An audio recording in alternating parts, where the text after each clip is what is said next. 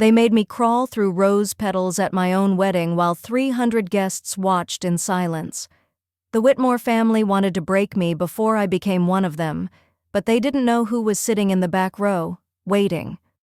24 hours later, none of them were standing. And before I tell you how I brought an empire to its knees, do me a favor. Hit that subscribe button, because this story has twists you won't see coming. My name is Nia Laurent, and 24 hours ago, I should have been the happiest woman alive. Instead, I was on my knees in a $5,000 wedding dress, crawling toward a man who didn't deserve me. But I'm getting ahead of myself. Let me take you back to the beginning, to the moment when I thought I'd found everything I'd ever wanted.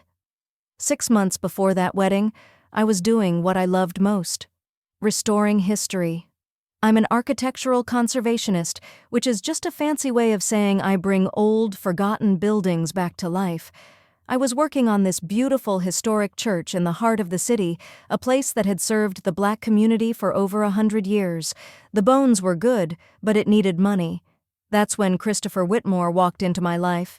He was tall, charming, with that easy confidence that comes from never having to worry about money. Old money, the kind that whispers instead of shouts. His family owned Whitmore Pharmaceuticals, a company his great-grandfather started back in the 1920s. Christopher said he'd fallen in love with my passion, with the way my eyes lit up when I talked about preserving heritage.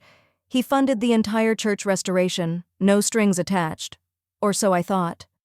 Looking back now, I can see the red flags I ignored, the way his mother, Constance, would look at me like I was a stain on her white linen tablecloth, how his siblings, Bennett and Portia, would go silent whenever I entered a room.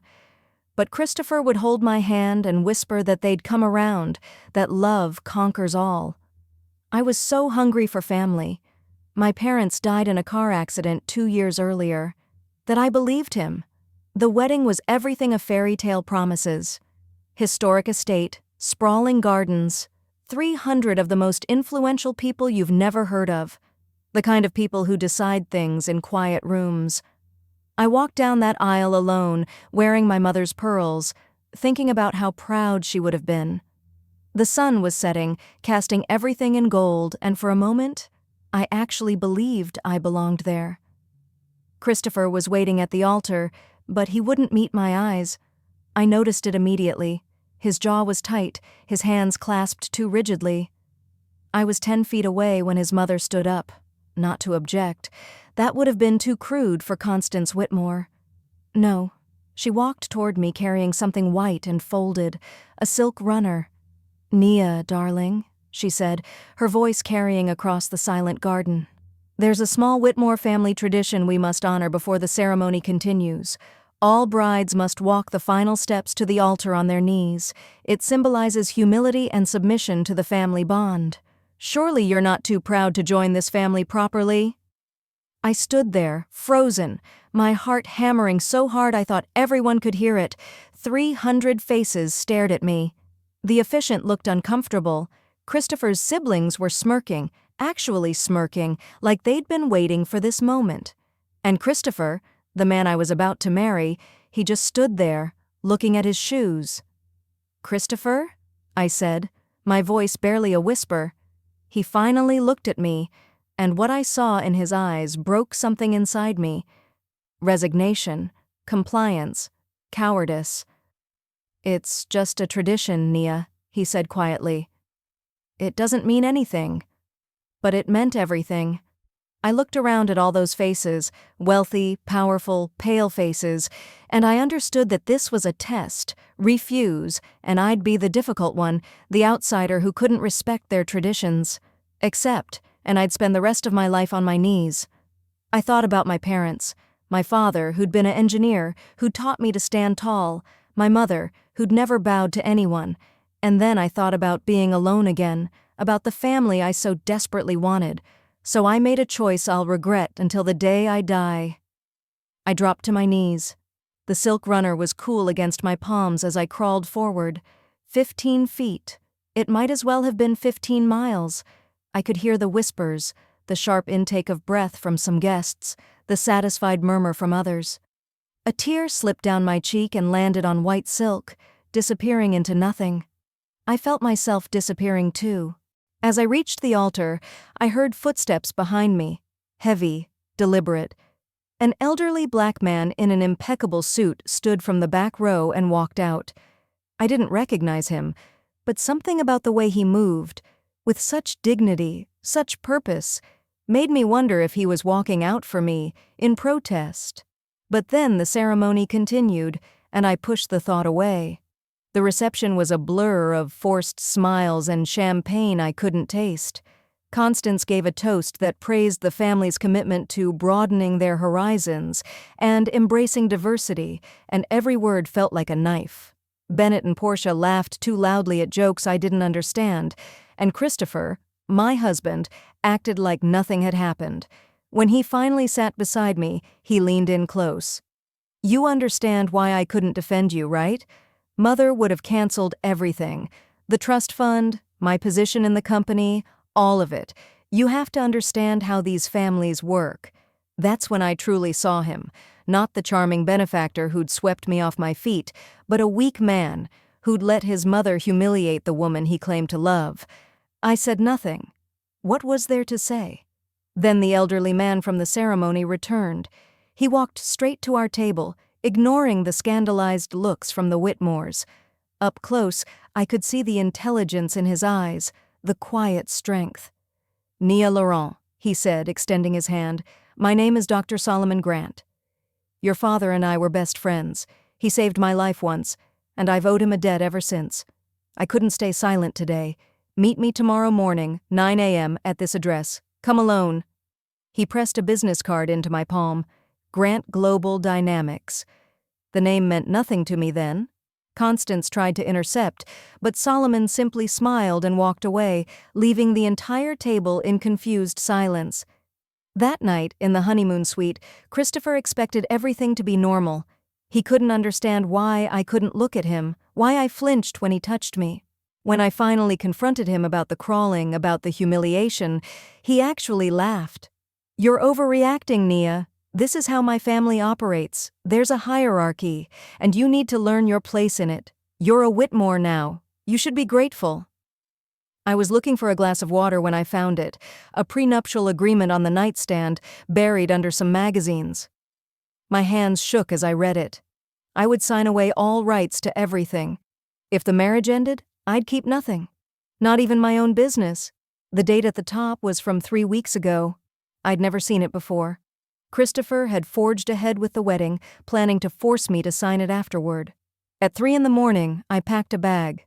I left the wedding ring on the pillow and walked out of the hotel room, out of my marriage, without looking back. The next morning, I stood in front of a gleaming tower of glass and steel. Grant Global Dynamics occupied the top 15 floors. Solomon's assistant escorted me to a penthouse office with views that stretched across the entire city. He was waiting, coffee already poured. "Your father never told you, did he?" Solomon began, settling into his chair. 23 years ago, I was dying. Leukemia. I needed a bone marrow transplant and there were no matches. Your father, we'd met at a conference, barely knew each other. He got tested on a whim. Perfect match. He saved my life without hesitation, without asking for anything in return. I listened, tears already forming, as Solomon continued. I built this company from nothing. Mining, precious metals, international trade. I wanted to repay your father, but he refused everything, so I made him a silent partner instead. 35% of Grant Global Dynamics. When he died, those shares transferred to you, with one condition: they'd fully mature and become accessible upon your marriage or your 30th birthday, whichever came first. The room spun. What are you saying? I'm saying, Nia, that as of yesterday, you own 35% of a company worth $8.7 billion. You're worth over $3 billion. You just didn't know it. I couldn't breathe, couldn't think. My parents had given me this gift and never told me, wanting me to build my own path without the weight of wealth. And now... The Whitmores know, Solomon said quietly. Constance hired private investigators 2 months before Christopher even met you. They've been tracking your inheritance, waiting for it to mature, the romance, the wedding. It was all orchestrated. They need your money, Nia. Whitmore Pharmaceuticals is failing. The betrayal hit me like a physical blow. Every touch, every whispered promise, every moment I'd thought was love, it had all been a lie. A calculated acquisition. Solomon leaned forward. I've been watching them for months. They're desperate. They need a cash infusion of at least $500 million to survive the next quarter. And coincidentally, Grant Global was already considering an investment in pharmaceuticals. They're meeting with our board today, actually. In about, he checked his watch, 2 hours. The plan formed in my mind like puzzle pieces falling into place. I want to be there. I was hoping you'd say that. 2 hours later, I walked into that boardroom looking nothing like the bride who'd crawled yesterday. Hair pulled back severely. Glasses I didn't need. A charcoal suit that meant business. I sat in the back corner while Solomon took his place at the head of the table. Constance Whitmore entered like royalty, Bennett and Portia flanking her, Christopher bringing up the rear. They were pitching their desperate need for investment as an exciting opportunity. Constance's voice dripped with false warmth as she outlined how Whitmore Pharmaceuticals was poised for expansion, how they just needed the right partner. Christopher sat beside his mother, and I watched him carefully. There was no guilt in his eyes, no remorse, just the same entitled confidence of someone who'd never faced real consequences. 15 minutes into the presentation, I removed my glasses. "Hello, mother-in-law." You could have heard a pin drop. Constance's face went from composed to shocked to furious in 3 seconds. Christopher's mouth literally fell open. "What is she doing here?" Constance hissed at Solomon. I stood up, walked to the front of the room. "Dr. Grant, would you like to explain to the Whitmores who makes the final investment decisions for Grant Global Dynamics?" Solomon smiled. "Ms. Laurent is our majority stakeholder. She owns 35% of the company. The decision is entirely hers." I watched the realization dawn on their faces, the calculations, the horror, the understanding that they'd miscalculated so catastrophically. I let them sit in it for a moment before speaking. "There is a Whitmore family tradition I'd like to honor today." I nodded to Solomon's assistant, who rolled out a white silk runner, placing it in front of the Whitmore's seats. "I'll invest the $500 million you need. But first, each of you will crawl to this contract and sign it on your knees." "You can't be serious," Constance spat. "I'm dead serious. You have 60 seconds to decide. Crawl or I walk, and you file for bankruptcy on Monday." Christopher finally found his voice. "Nia, we're married. You can't do this to family." I pulled out my phone, showed him the email. "Annulment papers filed at 6 a.m. this morning. That prenup you tried to trap me with? Illegal and void since I never signed it, and you proceeded with the wedding anyway. I had a very good lawyer look at it. We're not family, Christopher. We never were." The company's CFO, a nervous man who'd been silent until now, spoke up. "Mrs. Whitmore, without this investment, we're finished. The creditors won't wait." I watched Constance's face, the same face that had smiled so coldly while I crawled yesterday. Pride warred with survival. Bennett looked at Portia. Portia looked at their mother, and Christopher just stared at me like he was seeing me for the first time. 30 seconds, I said. Constance dropped to her knees first, the mighty matriarch of the Whitmore family, crawling across silk, then Bennett, then Portia. Finally, Christopher, his face burning red with humiliation and rage. I felt nothing. No satisfaction, no joy, no revenge, just emptiness. Because this wasn't about making them hurt. It was about making them understand that they couldn't break people without consequences. When they reached the contract, I laid out my real terms. "I'll invest $500 million.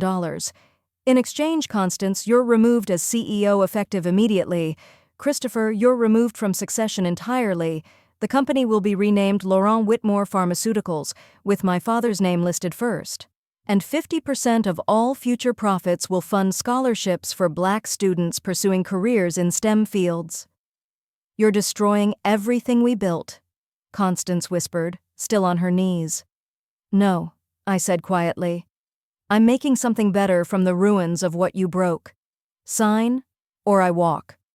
They signed. I left without looking back, without saying another word. There was nothing left to say. That was 6 months ago. I'm sitting in my new office now, the headquarters of Laurent Heritage Restoration. Solomon and I partnered to create something meaningful. We're restoring historic Black landmarks across the country, preserving the history that too many people want to forget. The church where I first met Christopher was our first project. It's beautiful now, thriving, full of life and community. The Whitmores lost more than their company control. They lost their social standing, their reputation, their power. Christopher works in middle management at the renamed company, reporting to people who used to report to him. Constance retired to one of their smaller properties, rarely seen in public. Bennett and Portia sold their shares and moved away. I never remarried. Maybe someday, but I'm not looking. I found something more valuable than romance. I found myself again. The woman my parents raised, the one who'd gotten lost trying to belong somewhere she was never meant to be. Here's what I learned from all of this. Never crawl for anyone who wouldn't stand for you. Never shrink yourself to fit into spaces that were never built for you.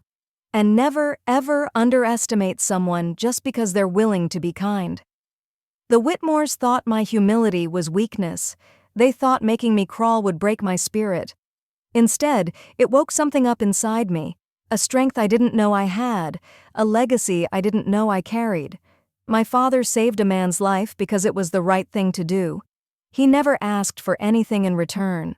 And somehow, 20 years later, that single act of kindness saved me when I needed it most.